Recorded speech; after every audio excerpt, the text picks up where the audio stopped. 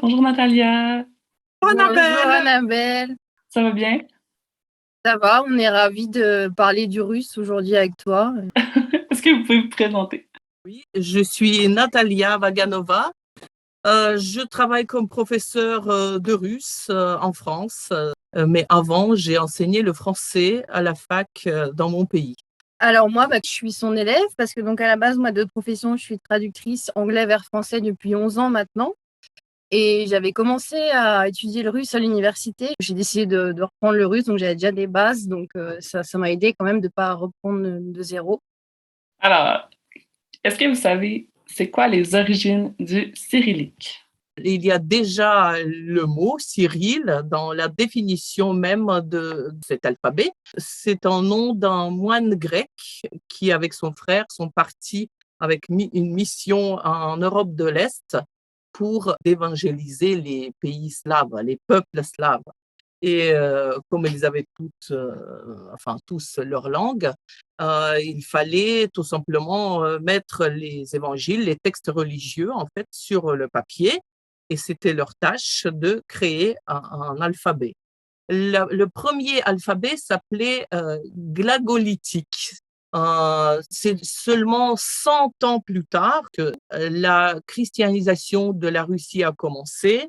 Donc, l'alphabet écrit est arrivé en Russie que 100 ans plus tard, c'est-à-dire à la fin du Xe siècle. Donc, c'est jeune, hein, l'alphabet cyrillique est assez jeune. Les disciples de Cyril, c'est eux qui ont mis en place l'alphabet qu'on appelle aujourd'hui cyrillique en hommage de ce moine grec qui a fait le nécessaire pour propager la science et la linguistique. Il ne faut pas absolument dire que cyrillique égale alphabet russe, hein, c'est absolument pas ça.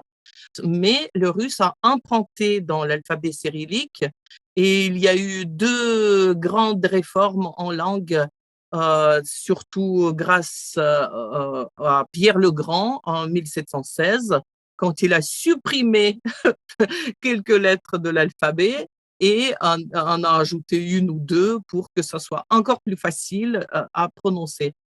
Et évidemment, à l'époque de la révolution soviétique, en 1918, l'alphabet a subi les conséquences de la révolution. Les bolcheviks ont fait leurs réformes et de leur côté, avec le but de alphabétisation du peuple, ils ont supprimé certaines lettres qui servaient à rien, selon eux.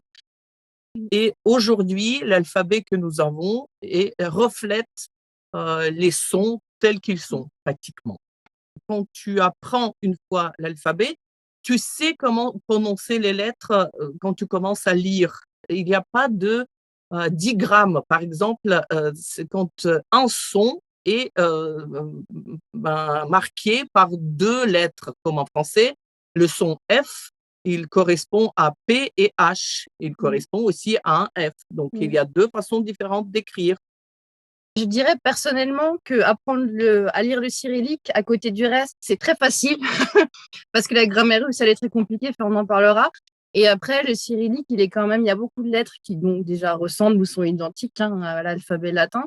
Il y en a aussi qui viennent du grec. Et donc, quand on a fait du grec ancien, c'est qu'il y a quand même des ressemblances. Fait que c'est ça, l'alphabet, j'ai vu là tantôt, puis il y avait beaucoup de lettres qui ressemblaient un peu, comme le A, le... Le T, le le C, T, ouais. oui. Il y en a pas mal. M.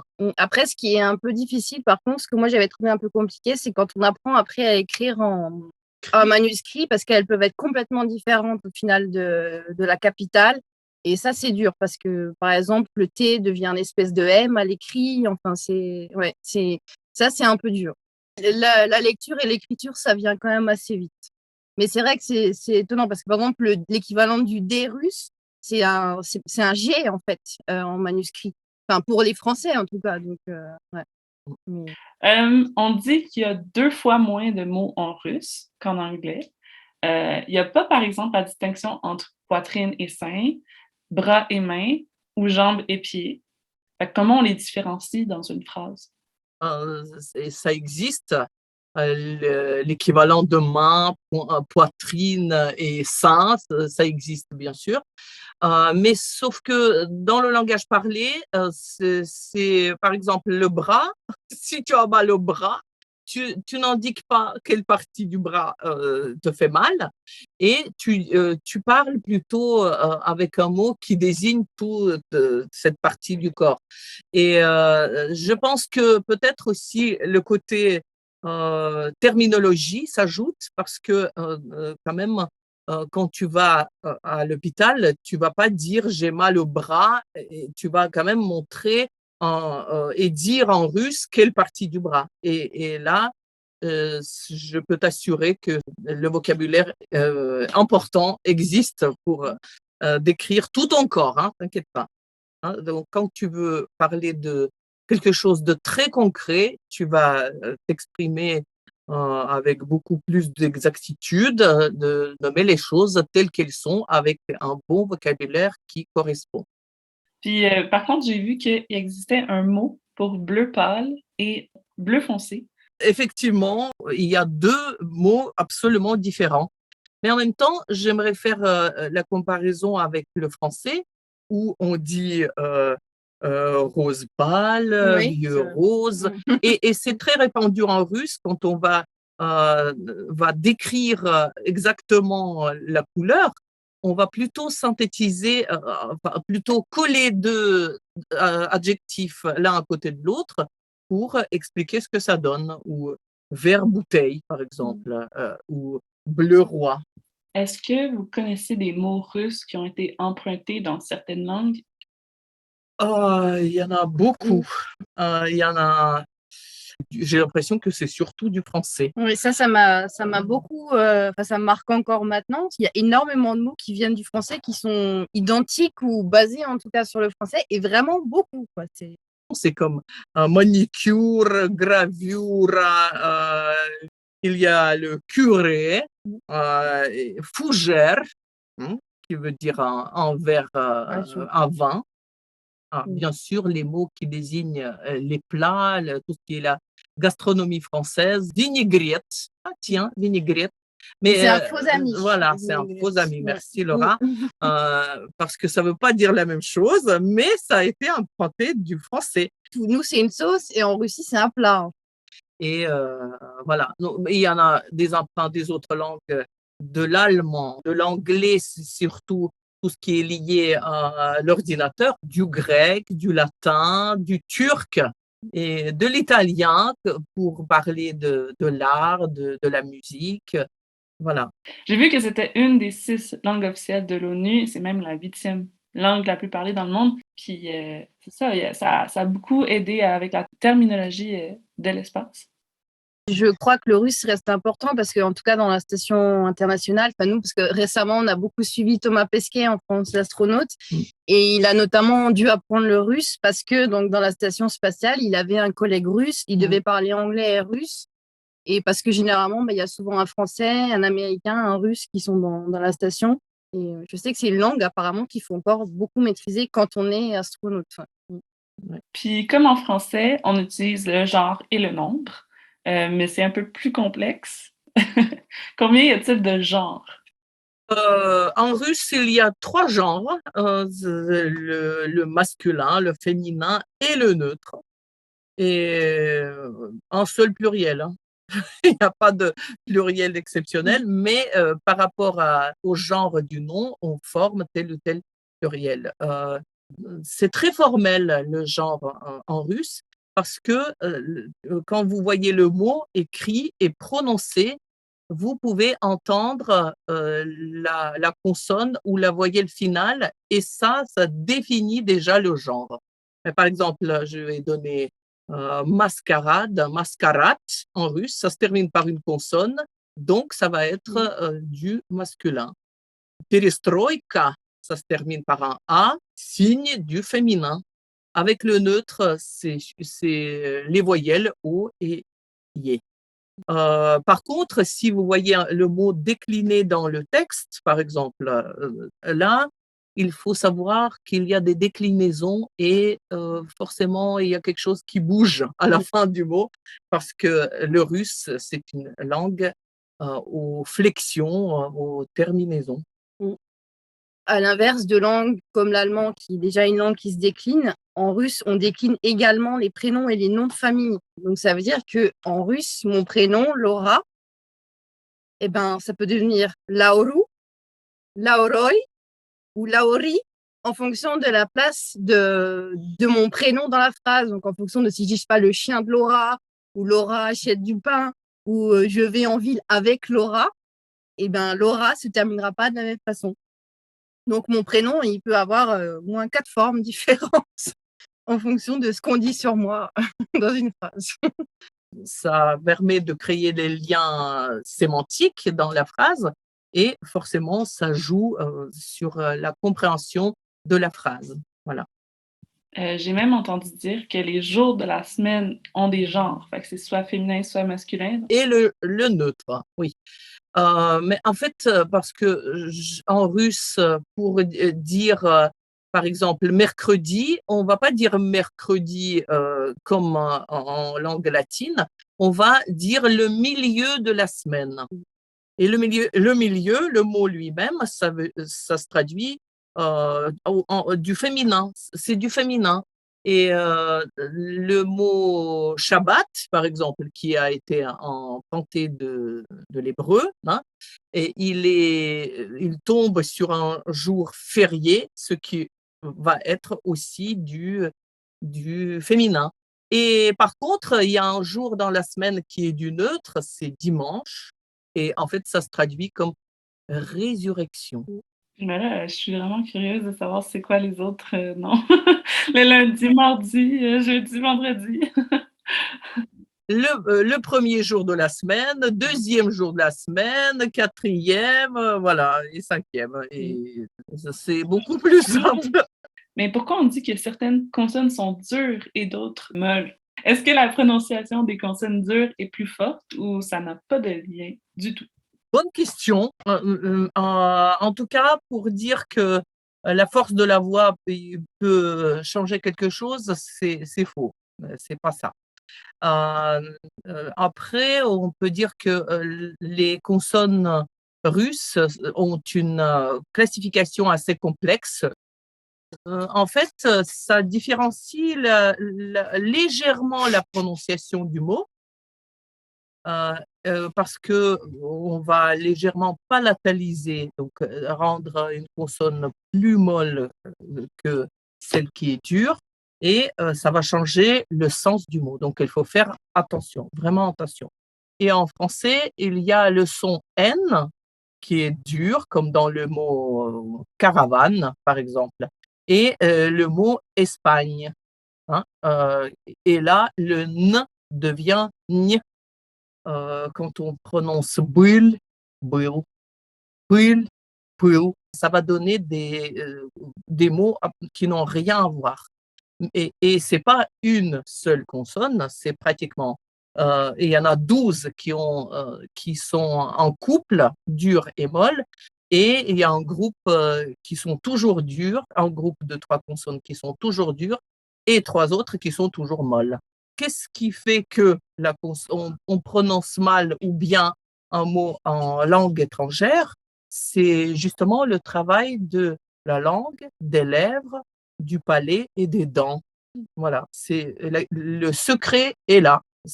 On va appuyer plus sur les lèvres pour rendre la consonne molle et peut-être retirer un petit peu plus la langue sur le palais pour donner la consonne L à la française parce qu'il y a le O qui est bien russe, bien dur. Hein.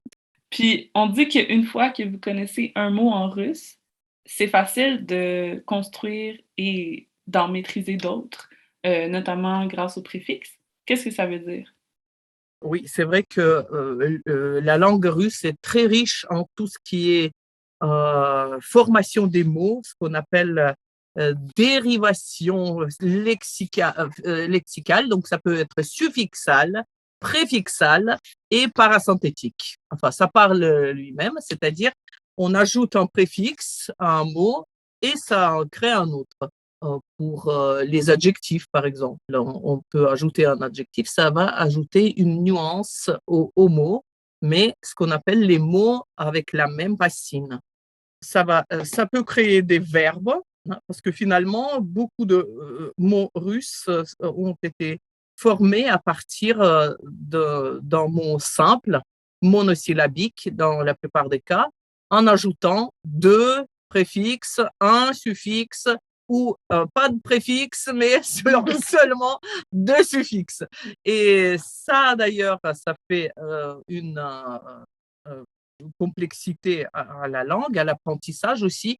Mais une fois que vous avez compris comment ça marche, on détecte la racine du mot et si on connaît la signification du préfixe, parce qu'ils ont une signification, bien sûr, et on ajoute le suffixe, on voit ce suffixe, on peut deviner plus ou moins sans chercher, sans être obligé de chercher chaque mot dans le dictionnaire, ce que ça veut dire.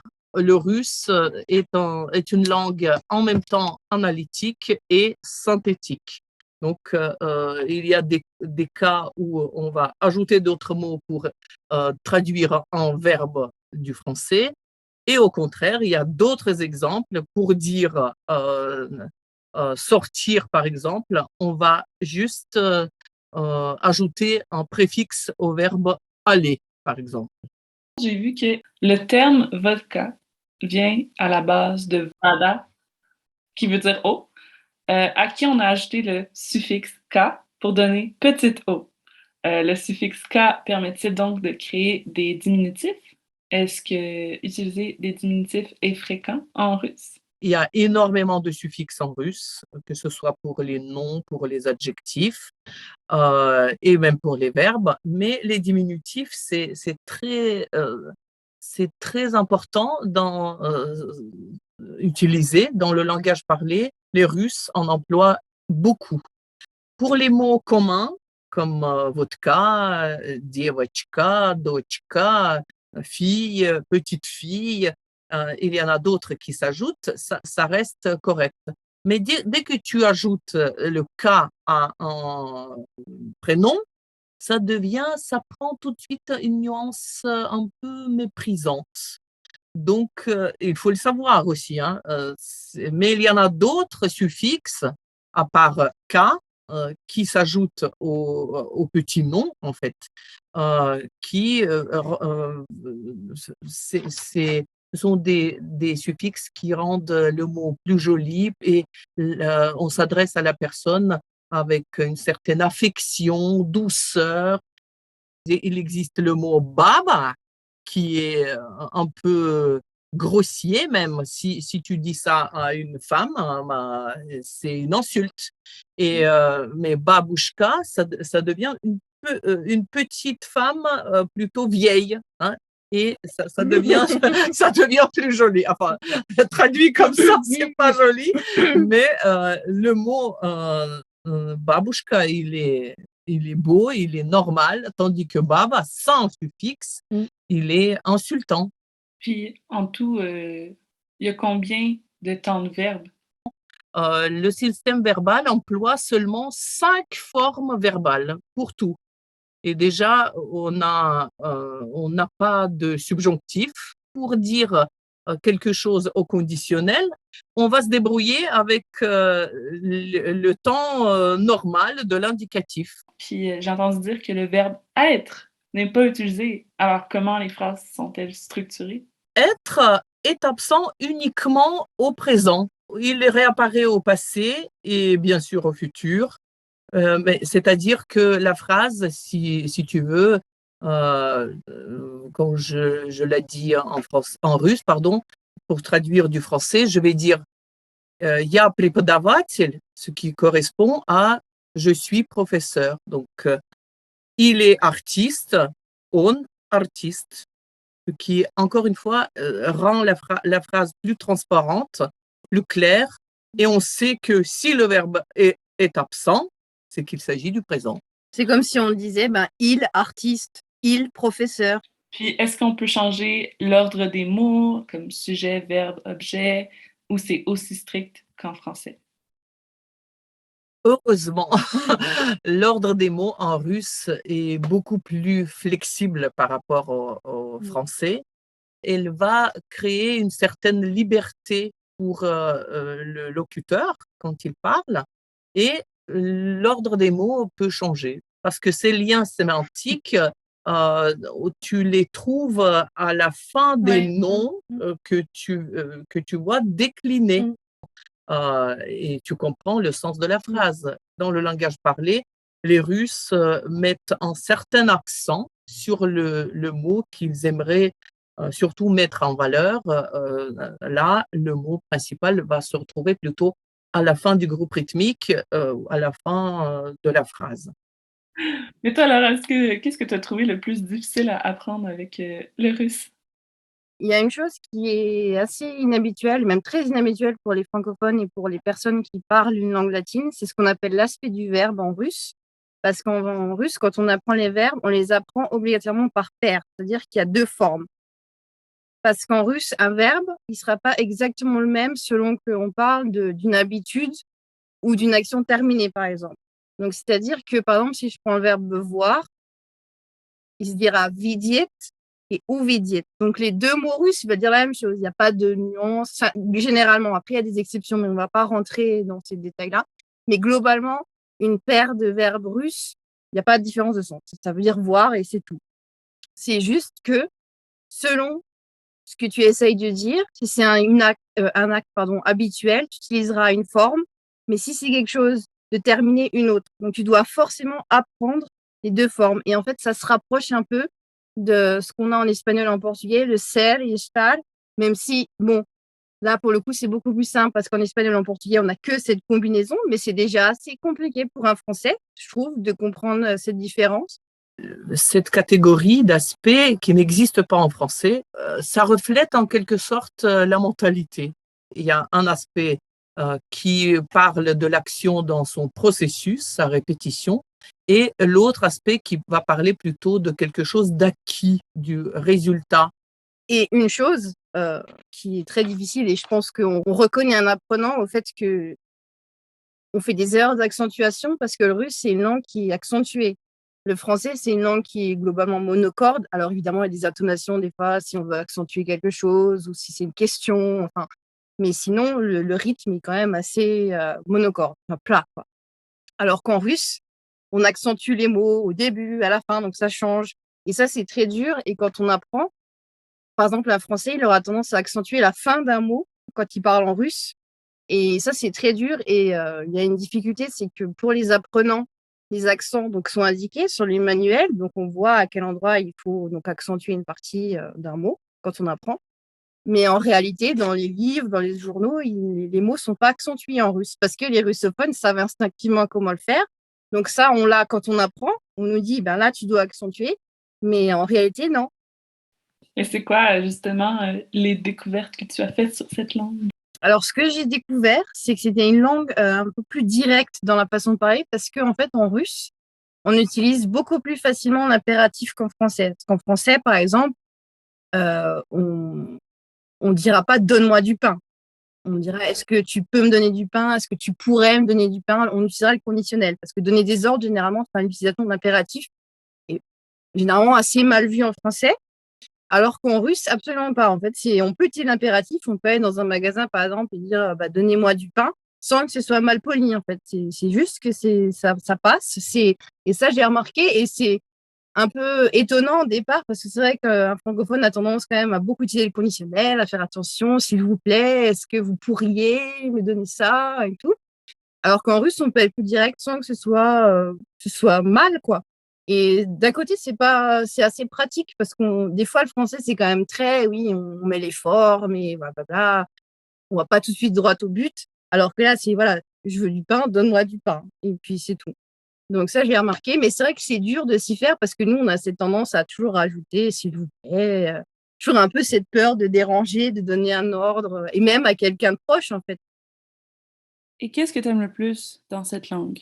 étonnamment, et le russe a tendance à quand même beaucoup fasciner en fait les gens. Et je pense que c'est dû à la culture russe qui est très riche, à la littérature qui est très riche aussi. Et même si, personnellement, moi, j'ai eu des moments aussi de découragement, je pense qu'on en a tous quand on apprend cette langue, parce qu'on se dit, mais on va jamais y arriver, ou il y a des exceptions. Mais en fait, on continue tous.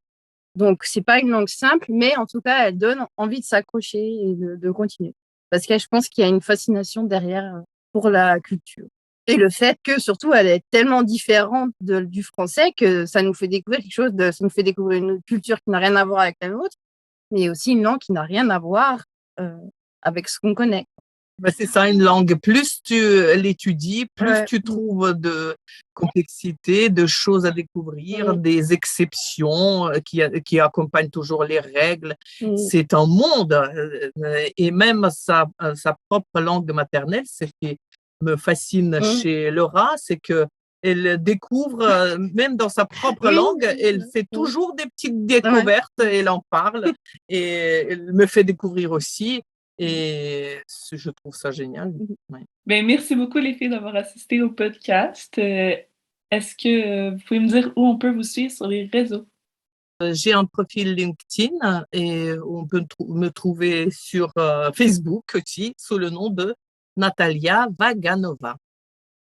Moi, j'ai un profil LinkedIn aussi. Je publie de temps en temps des choses sur le français, la francophonie, sous le nom de Laura Vuillemin. Et j'ai aussi un site internet où je présente mes services et où j'ai un blog. Et c'est lvtranslations.com.